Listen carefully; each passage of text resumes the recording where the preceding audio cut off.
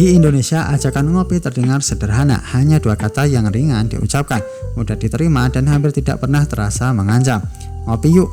Kalimat ini tidak memiliki beban formal seperti rapat atau pertemuan resmi, juga tidak terlalu intim seperti curhat. Ia berdiri di tengah-tengah, netral, santai, dan terbuka.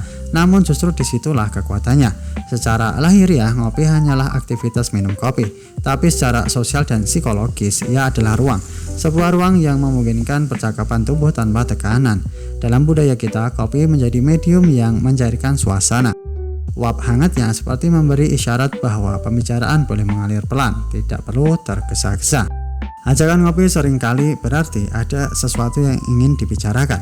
Tidak selalu masalah besar, tetapi cukup penting untuk tidak dibahas lewat pesan singkat. Ia menandakan kesediaan untuk meluangkan waktu, dan waktu dalam dunia yang serba cepat ini adalah bentuk penghargaan tertinggi. Menariknya, ajakan ngopi memiliki dua wajah. Yang pertama adalah ajakan yang direncanakan. Biasanya disertai penentuan waktu dan tempat. Ini adalah bentuk komunikasi yang sadar.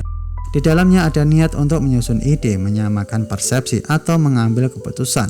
Dalam konteks ini, ngopi menjadi simbol keseriusan yang dibungkus kesantaiannya sendiri. Ia seperti mengatakan, mari kita bicarakan ini dengan kepala dingin. Nah, untuk wajah kedua adalah ajakan mendadak, tanpa direncana, tanpa banyak penjelasan, hanya satu pesan singkat, ngopi sekarang bisa.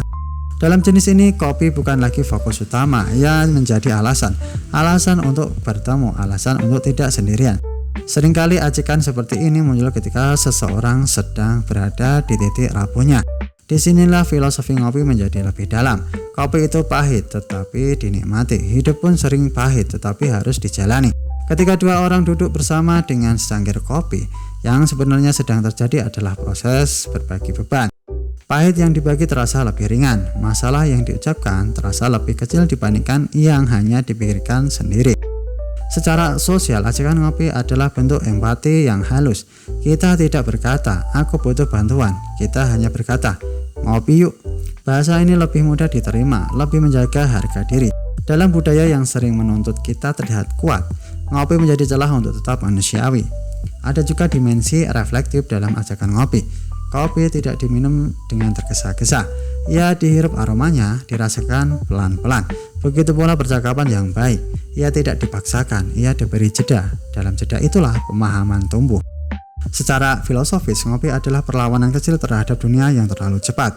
Di tengah target, notifikasi, dan deadline, ajakan ngopi adalah cara berkata. Mari berhenti sejenak, berhenti untuk mendengar, berhenti untuk berpikir, berhenti untuk merasa. Lebih jauh lagi, ajakan ngopi mencerminkan kebutuhan dasar manusia, yaitu koneksi. Kita mungkin hidup di era digital, tetapi percakapan tatap muka tetap memiliki daya yang tak tergantikan. Tatapan mata, nada suara, bahkan keheningan seringkali menyampaikan lebih banyak daripada kata-kata itu sendiri, cuy.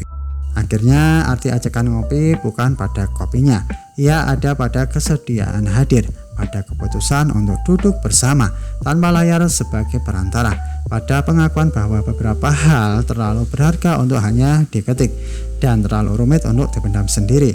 Maka ketika seseorang mengajak ngopi, jangan langsung menilai dari sederhana kalimatnya. Bisa jadi di baliknya ada rencana besar yang ingin dibangun.